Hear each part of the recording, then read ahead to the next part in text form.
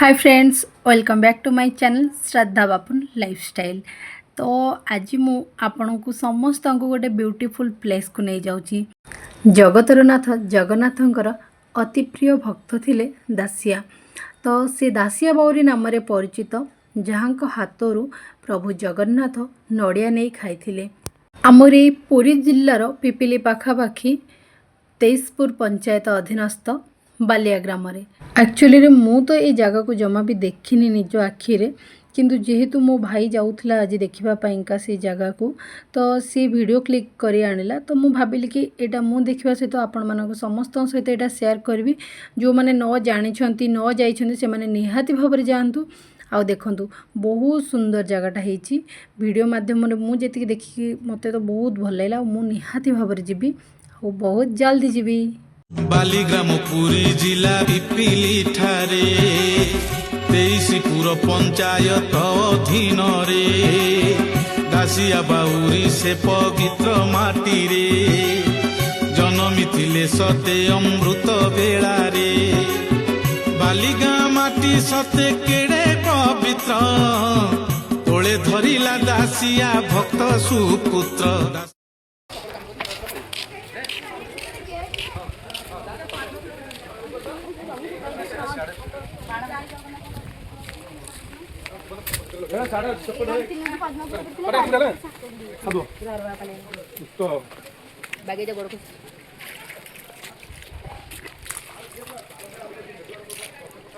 तो परीक्षा निःशुल्क होमियोपैथी औषध वितरण मागण मूल्य रे औषध वितरण हो पार। गोटे दुकान बड़ा प्लेस।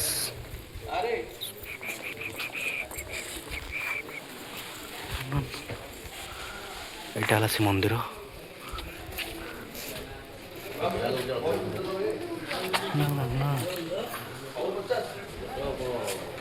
भल सुंदर देखा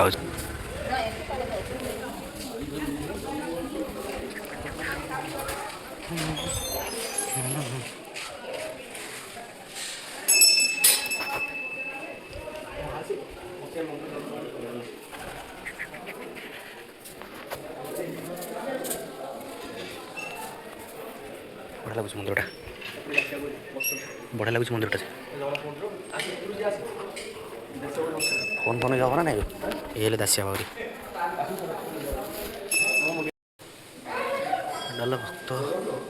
दासिया स्मृति पाठागार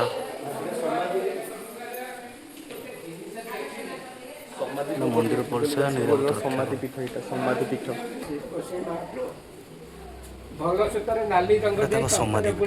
दासिया समाधिपीठ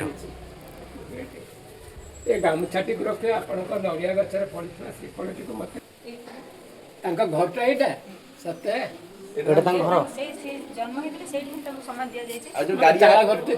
आज गोटे पोखरी से जगन्नाथ देखुले से पोखरी नहीं एबे जो तैयारी गोटे पोखर से जगन्नाथ को देखुले दासिया बाउरी। बहुत बढ़िया प्लेसटा जगन्नाथ को ये पोखर दासिया बाउरी देखुले। एटा ए तैयारी चली पिलर सब हो पोखरटा टे परिष्कार होनी। यहाँ घर दासिया बाउरी ये जन्म होते ये रोते आगुरी चाल घर था एवं छात कर से समाधि नहीं तार भितर से जो देखले समाधि सफा थिला बहु लोक आसती से गड़िया गाधे पड़े ज्वर हो मेडिकल लोक फेरिक आसिक गाधे सी भी जानी से कहते आमर ज्वर होता आम आसिक गड़िया गाधे मठर राधामोहन मठर कांजी पानी पीकी आम ज्वर भल हो अच्छा कांजी पानी कौन सब से करा चली आम पाइपर ए बहुत लोग पाइक गले आप चाहिए पाइबे जी आमको जानी से खोजुंट जी न जानी प्रसाद पाइब से पानी टे छिंची कांजी पानी टे एमती चर्म रोग भल हो देहर मुंड जहाँ कि गोटे मानने विश्वास से पोखरी एमती गेंडा शामुका ये सब जिनस ना कि काती माछ ना से पोखरी माछ कहीं खाती पोखरी माछ से पोखरी जिते सुखाओ सुखाई पुणी जो ପୋଖରୀ ମାହାତ୍ମ୍ୟ ଏମିତି ଅଛି ପାଣି କେବେ ଶୁଖେନି। ଜାଣିଥିଲୁ ଆଜ୍ଞା ଗୋଟେ ଲୋକ ଏମିତି କହୁଥିଲା ଚର୍ମ ରୋଗ ଭଲ ଦାସିଆ ବୈରୀ ଜ୍ୱର ପୋଖରୀରୁ ମଧ୍ୟ ହଉଛି ମାଛ ଧରିଥିଲା ମାଛ ଧରିଦେଲା ପରେ ପରୀକ୍ଷା କରାହେଇଛି ନା। ମାଛ ଧରିଦେଲା ମାଛ ଧରିକି ତାକୁ କାଟିଲା ପରେ ଖାଲି ବ୍ଲଡ ଖାଲି ନାଇଁ ସେ କଢେଇରେ ପକେଇଦେଲା କଢେଇରେ ବେଶ ପକେଇଦେଲା ସେ ମାଛ ରହିଲା ମାଛ ରହିଲା ବେଶ କଢେଇ ଯାକ ରକ୍ତ ରକ୍ତ ବେଶ ସେଥିପାଇଁ ସେ କହିଲା ଯେ ନହେଲେ ଏ ମାଛ କାହିଁକି ଖାଉନାହାନ୍ତି କଣ ପାଇଁ ସେ କହିଲା ମୁଁ ଏ ଗଡ଼ିଆରୁ ମାଛ ଗୋଟେ ଲୁଚେଇକି ନେଇଥିଲି କରିବା ପାଇଁ। କରିବା ପରେ ମୁଁ ରୋଷେଇ କଲା ବେଳକୁ କଢ଼େଇରେ ପକେଇଲା ବେଳକୁ କଢ଼େଇରେ ଆଉ ମାଛ ନାହିଁ ସବୁ ଯଦି ହେଇଗଲା ସେ ବାଧ୍ୟରେ କହିଲା ସମସ୍ତେ କହିଲା ଏମିତି ମୁଁ ନେଇଥିଲି ଲୁଚେଇକି କରିବା ପାଇଁ ଏମିତି ହେଇଗଲା। ସେଥିପାଇଁ ସେ ପୋଖରୀ ମାଛ କେହି ଖାଆନ୍ତିନି। ନାଇଁ ନାଇଁ ସେ ତ କହିଦେଲା ସତ ତ କହିଲା ଅସୁବିଧା ନାହିଁ କଥାକୁ ସିନା ତାର କଣ କିଛି ହେଇଥାନ୍ତା ସତ କହିଲା ନା ସମସ୍ତଙ୍କ ଆଗରେ ଆମେ କିଛି ଲୁଚା କଥା କରିଥାଉ ଆମେ ସମସ୍ତଙ୍କ ଆଗରେ କହିଦେଲେ ଗଲା ଦୋଷ ହେଇଗଲା। ତେଣୁକରି ସେ କହିଦେଲା ତେଣୁକରି ସେ ଗଡ଼ିଆର ମାଛ କେହି ଖାଆନ୍ତିନି। ଗଡ଼ିଆ ପୁରୀ ଗଲା ପରେ ଏ ଗଡ଼ିଆର ମାଛ ତକ ଉପରକୁ ଏମିତି ଆସିଛନ୍ତି ଉଠିକି ଆମର ଏ ସ୍ଥାନୀୟ ଲୋକମାନେ ଯିଏ ଜାଣିନ୍ତି ସେ ଗଡ଼ିଆ ମାଛ କେହି ଖାଇବେନି ନେଇ ପୁଣି ସେ ଗଡ଼ିଆରେ ଛାଡ଼ିବେ। ଆଉ ସେ ଗଡ଼ିଆର ମାଛ କୁଆଡ଼େ ଯାଆନ୍ତି ବଡ଼ ବଡ଼ ମାଛ ଅଛନ୍ତି କୁଆଡ଼େ ଯାଆନ୍ତି ତାକୁ ଆଉ କିଛି ଜଣା ପଡ଼େନି। ଏବେ ମଧ୍ୟ ଯାହା ଟିକେ ଗଡ଼ିଆ ସଫା ହେଇଯାଉ ଦେଖିବେ ବଡ଼ ବଡ଼ ମାଛ ସେ ଖାଲି ମୁହଁ କାଢ଼ିକି ଏସବୁ ଜିନିଷ ନେଇକି ପକେଇଲେ ସେ ପାଖକୁ ଆସିବେ ଖାଇବା ପାଇଁ। ମୁଁ ଗୋଟେ ଦିନ ଯାଇଥିଲି ଏମିତି ଆମର ଏଇଟା ଡାଲି ଗୁଡ଼ା ବଳିଥିଲା ସେ ଡାଲିଟା ପକେଇ ଦେଇକି ଗଡ଼ିଆ ଭିତରକୁ ଗଲା ପରେ ସେ ଗୋଟେ ମାଛ ଗୋଡ଼େଇକିରି ପୁରା ଆସିଲା ମୋର ଏଇ ଗୋଇଠିକି ଧରି ପକେଇଲା ଏମିତି ସେ ଖାଦ୍ୟ ଖାଉଛି ଗୋଇଠିକି ଧରି ପକେଇଲା। ସେ ବଡ଼ ବଡ଼ ମାଛ ସବୁ ମଧ୍ୟ ଅଛନ୍ତି ସଫା ହେଇଗଲେ ସେ ବାହାରୁଛନ୍ତି ତଳ ହେଇଯାଇଛି ତ ଆଉ ସେଥିପାଇଁ ସେ ଦେଖା ଯାଇ ପାରୁନାହାନ୍ତି। ପିଲର କ'ଣ ହେଇଛି ସେ ଗଡ଼ିଆ କାମ କରାଯାଉଛି ଖରାଦିନେ ଆରମ୍ଭ ହେଇଛି ପିଲର ଦିଆହେଇକି ଆରମ୍ଭ ହେଇଛି ତ ଆଉ ବର୍ଷା ଦିନ ହେଇଗଲା ପାଣି ଭରି ହେଇଗଲା ପୁଣି ଯାଇକି ଖରା ଦିନ ହେଲେ କାମ କରି ସେ ତ ସେ ଗଡ଼ିଆ ତ ଶୁଖି ପାରୁନି ପିଲର କେମିତି କରାହେଲା ନା ଶୁଖିଆ ହେଇକିରି କରାହେଲା ତାକୁ ବହୁତ ଶୁଖେଇନ୍ତି ନା ମଟର ଲଗେଇକିରି ତାକୁ ଦିଟା ମେସିନ ସବୁ ଶୁଖଉଥିବେ ସେଠି କାମ ଆରମ୍ଭ ମାନେ ରହିବେନି କାମ କରୁଥିଲା ସେଇଟା କାମ କରାଯାଉଛି ଆଉ ସେଇଟା ହେଲା ମାନେ ପବିତ୍ର ଜଳ ପରା ସେ ଜଳକୁ ନେଇକି ଗୋଟେ ବୋତଲରେ ରଖିବ ଅନ୍ୟ ଜଳ ଗୋଟେ ବୋତଲରେ ରଖିବ କିନ୍ତୁ ଏ ଜଳରେ କିଛି ଜୀବାଣୁ ହେଉନି ଅନ୍ୟ ଜଳରେ ଜୀବାଣୁ ହେଇଯାଏ। ହଁ ଆମେ ପରୀକ୍ଷା କରିକି ମଧ୍ୟ ଦେଖିଛୁ ନାଇଁ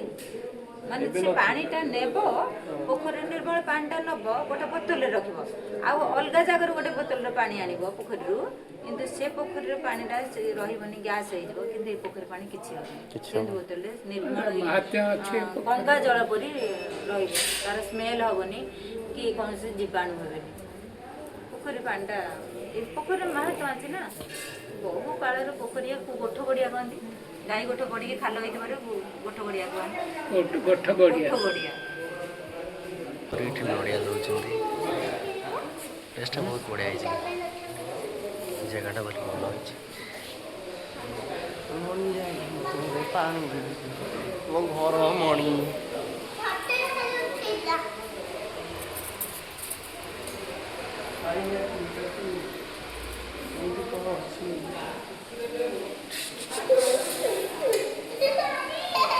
ଜୟ ଶ୍ରୀରାମ।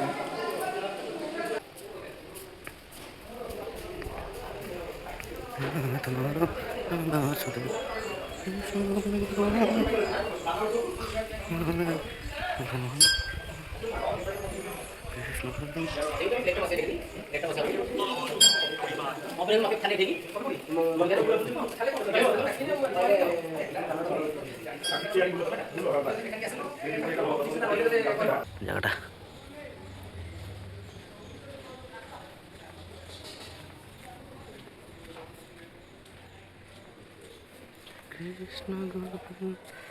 ଏଟା ମା ଲକ୍ଷ୍ମୀଙ୍କ ମନ୍ଦିର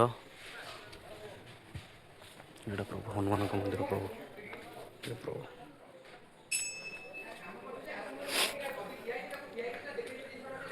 ଏଠି ଗୋଟେ ସିଂହାସନ କ'ଣ ହେଇଛି ନୀଳଚକ୍ର ଆଚ୍ଛା ଏଇଟା ସ୍ନାନ ମଣ୍ଡପଟା ଏଇଟା ସ୍ନାନ ମଣ୍ଡପ ଏଠି ସିଂହାସନ ହେଇଛି ସ୍ନାନ ମଣ୍ଡପ ଏଠି ଯେଉଁ ଜଗନ୍ନାଥ ବଳଭଦ୍ର ସୁଭଦ୍ରା ବସିବେ ତାଙ୍କ ସ୍ନାନ ମଣ୍ଡପ ଏଇଟା ନୀଳଚକ୍ରର ଏଇଟା ବି ଲାଗିଛି ये गाधाती स्नान पूर्णिम ये गाधाती ठाकुर बाकी सराउंडिंगटा एमती बहुत बढ़िया अच्छी किंतु प्लेसटा जदि कहीं आसवाक चाहते सतरे विजिट करूँ बहुत बढ़िया प्लेस बहुत बढ़िया अति सुंदर जगह शांति लगुच कि बुलाबुली करा फैमिली सहित ये सहित बहुत बढ़िया लगुच प्लेसटा ये पानी फाणी पीवाई भी सुविधा ये अच्छी ये पानी बहुत बढ़िया है प्लेसटा ये प्रसाद भी मिलूँ ठाकुर प्रसाद भी पाइपर माउसी प्रसाद केत मिलूँ बराद देला गोटे साढ़े गोटे बेलू भोग लगे ठाकुर केत भोग लगुच साढ़े गोटे साढ़े गोटे ताने साढ़े गोटे लगे लोक को दौंते ना से बराद थे दौंते बिना ये ना से एमती पाइबापी प्रसाद पाइबा दौना गले अच्छा ताले मिल केते रखुଛନ୍ତି प्रसाद मिलटा 80 टका लेखा अच्छा कौन कौन रोज जानी कौन कौन दियंती अन्न डालमा आउ किसी दियंती किसी ना तो बाकी आज ये आमर बुलाबुली काम ये सरीगला से माउसी टଙ୍କା जहाँ बुझिलु 80 टଙ୍କା रोचे मिलटा ठाकुर जो प्रसाद माउसी तो बेस किसी जाना बोधे 80 टଙ୍କା रोचे मिलटा बाकी 1:30 बेलू ठाकुर को भोग लगुच जगन्नाथ को तो आगुरी जब बराद देवे ताहले मिल पार माने प्रसाद बराद देले से रखुच्च ये सब रोचे बाकी प्लेसटा तो बहुत बढ़िया बहुत बढ़िया प्लेसटा भल लगुच फैमिली सहित बुलाबुली हो कि एमती आसिक बुलायापी हो बहुत बढ़िया सुपर बढ़िया प्लेसटा बढ़िया लगे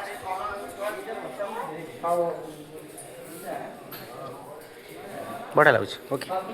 टाटा टाटा